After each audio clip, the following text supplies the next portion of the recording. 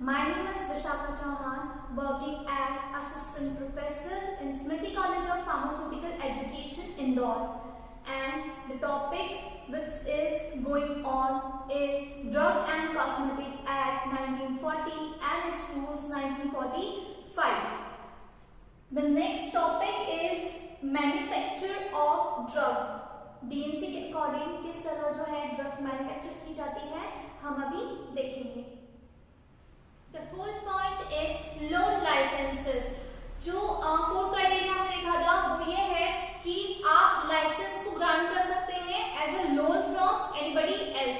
अगर कोई ऐसा पर्सन है जिसके पास manufacturing plant and related requirements हैं, जो भी हमने पढ़ी कि मैन्युफैक्चरिंग से रिलेटेड जितनी भी रिक्वायरमेंट होती है, चाहे वो प्रीमाइसेस की हो, इक्विपमेंट की हो, शेड्यूल्स एंड लाइसेंसिंग की हो, वो सारी चीजें अगर कंप्लाई करते हैं तो आप ऐसे किसी पर्सन से उनका लाइसेंस जो है लोन पर लेकर आपकी मैन्युफैक्चरिंग कंटिन्यू कर सकते हैं। डेफिनेशन देखते हैं। A license can be issued to a person who does not have his own arrangement of manufacturing. अगर आप आपका खुद का मैन्युफैक्चरिंग करना चाहते हैं लेकिन खुद का आपके पास मैन्युफैक्चरिंग सेटअप या अरेंजमेंट्स अवेलेबल नहीं है, in that case you want to use another person's manufacturing premises on owner's license. उस ओनर के पास जो लाइसेंस होगा उस बेस पर आपको, उसकी रिक्वायरमेंट के बेस पर आपको जो है लोन लाइसेंस अवेलेबल हो सकता है। तो डेफिनेशन में हमें ये बताया कि लोन लाइसेंस क्या होता है। Application of grant of the loan licence और renewal of the loan licence वो अवेलेबल होता है फॉर्म 24A के तहत एंड इशू होता है फॉर्म 25A के तहत। मतलब कि 24A है जो आपको ग्रांट एप्लीकेशन के लिए जरूरी है और इशू होगा आपको 25A के तहत। तो सारी रिक्वायरमेंट या स्पेसिफिकेशन आपकी इन फॉर्म्स के अंदर दी हुई होती हैं। Before the grant of a loan licence, अब आपने कोई ऐसा पर्सन ढूंढ लिया है जिनके पास सारी प्रीमाइसेस, सारे लाइसेंसिंग के पेपर्स और सभी तरीके के एफिलिएशंस मौजूद हैं और आपको उनकी मैन्युफैक्चरिंग का प्लांट या उनका लाइसेंस यूज करके जो है अपना मैन्युफैक्चरिंग कंटिन्यू करना है, तो क्या होगा? सबसे पहले होगा इंस्पेक्शन। यानी जैसे ही आपने लाइसेंसिंग अथॉरिटी को बताया ये फॉर्म के थ्रू कि आपको लोन लाइसेंस चाहिए है, तो वो क्या करेंगे? इंस्पेक्शन कंडक्ट करवाते हैं ताकि सेटिस्फैक्शन हो सके कि जितनी भी क्राइटेरिया है, कंडीशंस हैं, वो सारे सेटिस्फाइड है या नहीं। उसके बाद आपको इजीली लाइसेंस अवेलेबल हो सकता है। The license is required to test each batch of the raw material or the finished good product. चाहे आपका बल्क प्रोडक्ट हो, रॉ मटेरियल हो या फिर आपका फिनिश्ड गुड प्रोडक्ट हो, जो लाइसेंस है वो इन सभी के लिए टेस्टिंग के लिए जो है रिक्वायर्ड है हर बार।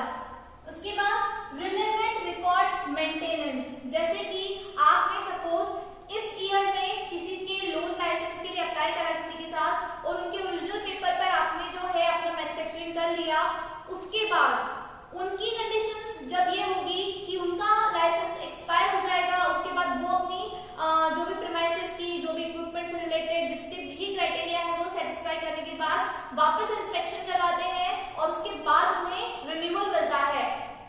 इन दैट ड्यूरेशन आपका जो रिन्यूअल है उनके साथ वो भी अफेक्ट होता है। तो आपको ध्यान क्या रखना है कि आपको आपकी कंडीशंस जो है मेंटेन करके रखनी है ताकि इन केस आपके बॉन्ड के बीच में उनका लाइसेंस एक्सपायर हो जाए तो आप अपना मैन्युफैक्चरिंग जो है इन बिटवीन भी स्मूथली रनिंग कर सकते हैं। अकॉर्डिंगली आपको उन्हें ये भी इन्फॉर्म करना है कि आपकी लाइसेंसिंग ड्यूरेशन क्या है और उनसे आपकी लाइसेंसिंग ड्यूरेशन किस तरीके से कोइंसाइड हो सकती है। जो रिकॉर्ड मेंटेन करके रखना है किसी भी स्पेसिफिकेशन के लिए, कहीं ऐसा ना हो कि कोई ये क्लेम करे कि आपका प्रोडक्ट जब बना था तब उनका लाइसेंस एक्सपायर हो चुका था या कोई भी एक डेफिशिएंसी उनके प्रीमाइसेस में थी, तो उसके लिए आपको 5 साल तक डॉक्यूमेंट जो है मेंटेन करके रखने होते हैं लोन लाइसेंसिंग के, from the application and approval to the manufacturing. जितने भी आपकी मैन्युफैक्चरिंग के पेपर्स डॉक्यूमेंट्स होते हैं वहां तक सभी चीजें। इसमें 2 साल तो आपके पास प्रोडक्ट भी एज ए प्रूफ रहता है कि आपके प्रोडक्ट पे अगर 2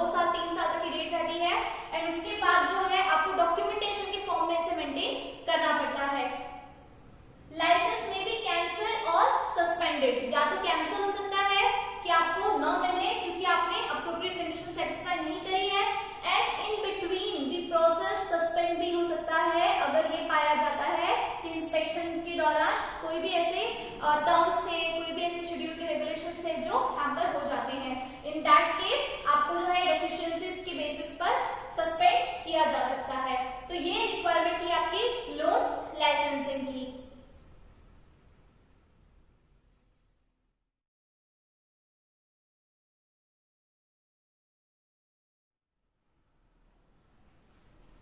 The fifth point is repacking licenses. Now what is repacking licenses? कि जिसमें आप प्रोडक्ट की रीपैकिंग जो है अश्योर करते हैं। That means if प्रोडक्ट की पैकिंग किसी भी तरीके से सैम्पलिंग के टाइम ओपन की जाती है and you have to repack the whole consignment. In that case आपको repacking license की भी जो है रिक्वायरमेंट होती है। It involves the repacking of drugs other than Schedule C and C1, यानी कि आपको जो biological products and special products हैं उन कैटेगरी के अलावा दूसरे प्रोडक्ट पर जो है ये रीपैकिंग लाइसेंस इशू हो सकता है। इन स्पेशल शेड्यूल्स के ऊपर आपको जो है लाइसेंस की रीपैकिंग जो है अलाउड इजीली नहीं होती, ये जो उनके रेगुलेशन के ग्रांट में नहीं आता। अगर आपको रीपैकिंग लाइसेंस ग्रांट करना है या उसे रिन्यूअल करवाना है तो ये आपको करना है apply to the licensing authority in form 24B। 24B के तहत हम जो है अप्लाई करते हैं और जो इश्यू होता है लाइसेंस वो होता है हमें 25B के अंदर। तो 24B for application and 25B for issue. The next is the requirement. अब requirement हम एक एक करके सेटल करते हैं कि सबसे पहले requirement of a person along with his or her qualification, यानी कि किस तरीके के नंबर ऑफ कमिटीज में आपके पास पर्सन्स हैं। जैसे कि सबसे पहले जो भी हेड ऑफ द यूनिट होगा, यूनिट हम किस चीज की बात कर रहे हैं, मैन्युफैक्चरिंग की, पैकेजिंग की, लेबलिंग की, ये आपके यूनिट्स हैं छोटे छोटे सेक्शन में डिवाइड। तो ये समझ लीजिए आपके मैन्युफैक्चरिंग का है, ये पैकेजिंग के लिए है और एक लेबलिंग के लिए है, इनके हेड और इनके साथ इनके वर्कर्स। इस तरीके से जो है आपको पूरे पर्सन यानी कि आपके स्टाफ का जो है बाइफर्केशन शो करना है अलोंग विद देयर क्वालिफिकेशन। क्या क्वालिफिकेशन है उनकी, कितना एक्सपीरियंस है और वो किस तरीके का काम यहाँ सीखते और करते हैं, ये रिक्वायरमेंट है आपके इसकी पर्सन की और उनकी क्वालिफिकेशन की। Then premises requirement according to schedule M. Schedule M के अकॉर्डिंग जितनी भी आपकी प्रीमाइसेस में रिक्वायरमेंट होनी चाहिए ये फिर से चेक की जाती है। चाहे आपका प्रोडक्ट बन चुका है और यहाँ से रीपैकिंग डिस्कस हो रहा है, इवन तो आपके प्रीमाइसेस की रिक्वायरमेंट चेक होती है, इसलिए आपको शेड्यूल एम के जो पेपर्स है वो ठीक से अपडेटेड रखने जरूरी होते हैं। उसके बाद है टेस्ट कंडक्शन यानी कि लैब रिक्वायरमेंट की बात आती है कि अगर आप टेस्ट कंडक्ट करवा रहे हैं तो सबसे पहले ये देखा जाएगा कि जो प्रोडक्ट बना था, टेस्ट हुआ था, पोस्ट पैकेजिंग हुई थी, तब लैब रिक्वायरमेंट जो है किस प्रकार की थी, उसी प्रकार की लोग मेंटेन करके रीपैकिंग करने की कोशिश करते हैं। यहाँ के डॉक्यूमेंट सेटिस्फाइड रहते हैं तो नेक्स्ट रीपैकिंग के लिए जो लाइसेंस ग्रांट होता है वो इजीली हमें मिल जाता है। Change in any committee. Committee जैसे हमने कहा कि इस तरीके से आपके यूनिट्स हैं तो आपके स्टाफ से रिलेटेड जितने भी कमिटीज हैं उनसे रिलेटेड जो है आपको रिपोर्ट बना के लिखनी रहती है अथॉरिटी को अगर वो चेंज होते हैं तो। जैसे सपोज अगर आपके यूनिट के मेंबर्स चेंज करते हैं तो उनकी जो भी स्पेसिफिकेशन और डिटेल्स है आपके पास वो आपको अपडेट करके लाइसेंसिंग अथॉरिटी के पास सबमिट करनी होती है। देन सबसे इंपॉर्टेंट रीपैकेजिंग में जैसे कि आपने देखा होगा packaging and its licence number. जब आप रीपैकेजिंग प्रोडक्ट की पैकिंग देखेंगे तो उसमें आपको repackaging and its licence number देखने के लिए मिलेगा। तो सबसे इंपॉर्टेंट जो है आपका ये है इसमें लिखने के लिए कि आपको ये ध्यान रखना है कि आपका ये रीपैकेजिंग लाइसेंस नंबर इसमें मेंशन होना बहुत जरूरी है। वैलिडिटी, जिस साल आपको ये लाइसेंस ग्रांट हुआ है उससे लेकर 1 साल यानी कि 31 दिसंबर लास्ट तक जो है वो वैलिड रहेगा। यानी कि 2020 की बात करें तो यहाँ से लेकर जो है आपके 1 साल एंडिंग ऑन 31 दिसंबर वहां तक ही वैलिड होता है। तो हमने सभी तरीके की जो 6 रिक्वायरमेंट थी मैन्युफैक्चरिंग से रिलेटेड वो हमने देख ली है।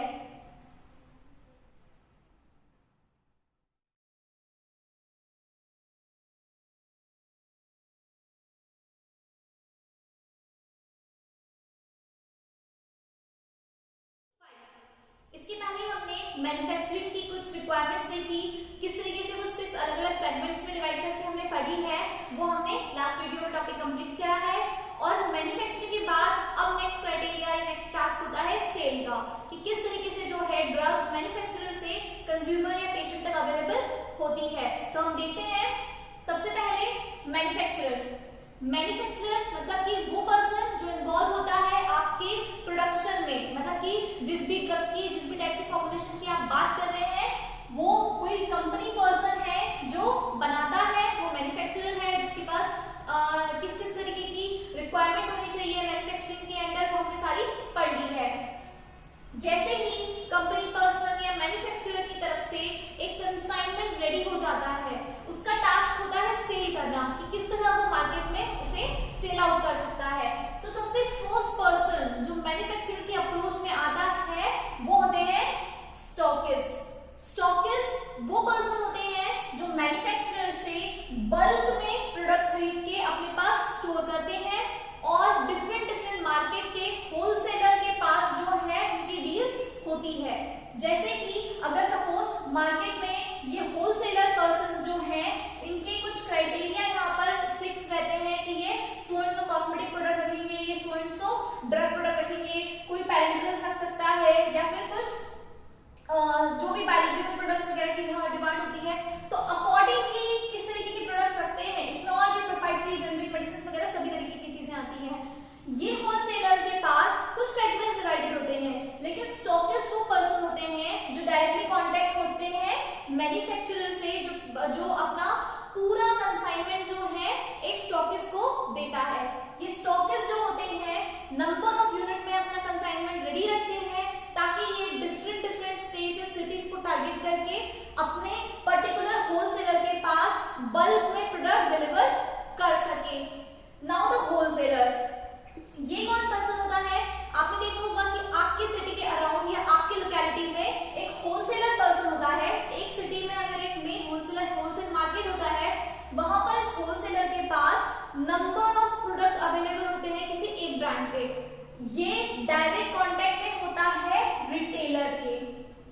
मींस कोई रिटेल शॉप ओनर अगर सामान खरीदता है तो वो होता है होलसेलर पर्सन जिससे वो परचेस करता है, और ये अपने अकॉर्डिंग डील करते हैं। लाइक इनकी जो पीटीएस रहती है वो काफी अलग रहती है in comparison to manufacturer and stockist. तो इनके बीच में सबसे ज्यादा मार्जिन जो है वो रहता है किसी भी प्रोडक्ट का। तो सेलिंग जो डिपेंड करती है वो होलसेलर और रिटेलर के आपस की आप ये कह सकते हैं कि कितना कंसाइनमेंट वो रिसीव करते हैं, किस तरीके का ब्रांड वो सेल आउट करते हैं। तो ये जो है स्पेसिफिक एरिया वाइज टारगेट करते हैं कि कितने रिटेलर्स हम जो है अपना माल वहां पर रख सकते हैं, तो कितने % लोगों को उसकी अप्रोच में आने को मिलेगा। जैसे कि अगर वो पर्टिकुलर किसी एक एरिया में अगर पूरा अपना कंसाइनमेंट भेज देते हैं तो वो पूरे आपके सिटी को कवर नहीं करता, इसलिए वो डिफरेंट रिटेलर्स को टारगेट करते हैं ताकि आपका कंसाइनमेंट सब जगह अवेलेबल हो सके। अब रिटेलर कौन होते हैं? रिटेलर वो पर्सन होते हैं जिन्हें हम ड्रग और कॉस्मेटिक उस केस में कहते हैं दैट दे आर केमिस्ट और फार्मासिस्ट। अगर हम हमारे ड्रग प्रोडक्ट के सेलिंग की बात कर रहे हैं तो यहाँ होलसेलर से लेने वाले रिटेलर जो होते हैं वो मोस्टली आपके फार्मासिस्ट या केमिस्ट पर्सन होते हैं, जिन्हें एक प्रॉपर नॉलेज होता है हर चीज का और वो उसी अकॉर्डिंग जो है अपनी सेलिंग ड्रग की करते हैं। एक सही तरीके से करने का वही तरीका है कि अगर वो प्रॉपर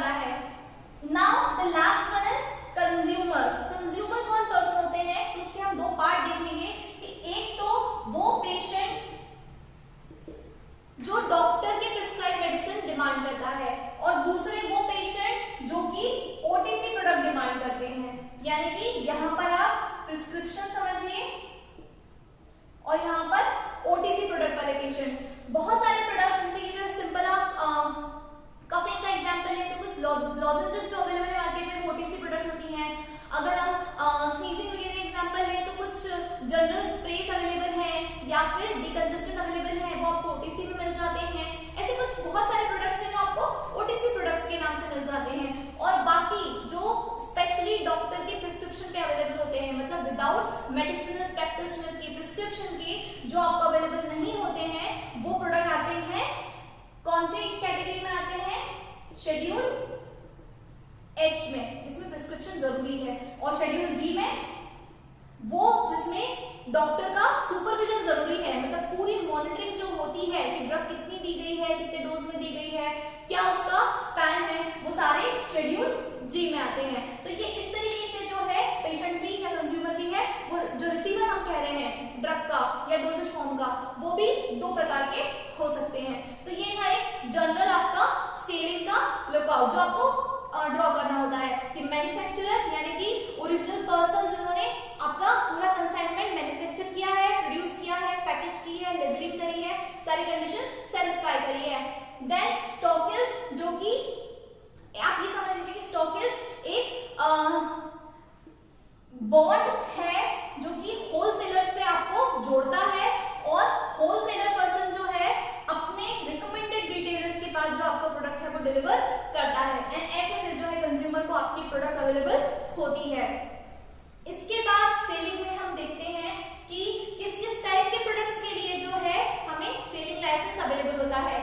अगेन सबसे पहला पॉइंट ये है कि सेलिंग के लिए जो पहला लाइसेंस है आपको लाइसेंसिंग अथॉरिटी से मिलेगा, अप्रूवल मिलेगा, लाइसेंस मिलेगा, एंड उसके बाद जो है आप ड्रग्स की मार्केटिंग कर सकते हैं। The following type of licenses are required for wholesale and retail.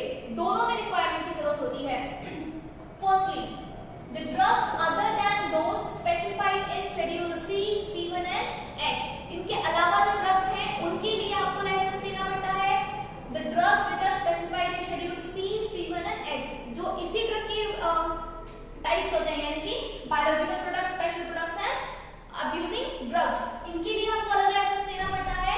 और कुछ ऐसी ड्रग जो स्पेशली सी में होती है, एक्स में होती है, तो वो एक्स की ड्रग्स है, आपको पता है एनडीपीएस, अब्यूजिंग ड्रग्स, ये सारी कैटेगरी की बहुत सारी ड्रग्स हैं, उसके बहुत सारे डिफरेंट प्रोडक्ट्स आते हैं, एक सिंपल स्लीपिंग पिल से लेकर तो हेवी डोज वाले जो प्रोडक्ट होते हैं वो भी सारे आपके अब्यूजिव प्रोडक्ट्स अवेलेबल होते हैं मार्केट में, जिसके लिए आपको अलग अलग लाइसेंस लेने की जरूरत पड़ती है। नेक्स्ट वीडियो में हम देखेंगे कि होलसेलर जो है वो किस किस टाइप से अपनी डिलीवरी जो है अलग अलग रिटेलर्स को या अलग अलग केमिस्ट को करते हैं, किस टाइप की ड्रग्स जो होती है उसके लिए किस तरीके की क्राइटेरिया है जिनके अंडरनीथ ही उन्हें जो है मार्केटिंग करनी होती है। उसके अलावा जो अलग अलग टाइप के रिटेलर्स होते हैं उनके पास अलग अलग शेड्यूल की ड्रग्स के लिए किस तरीके की क्राइटेरिया और लाइसेंसेस अवेलेबल होने चाहिए।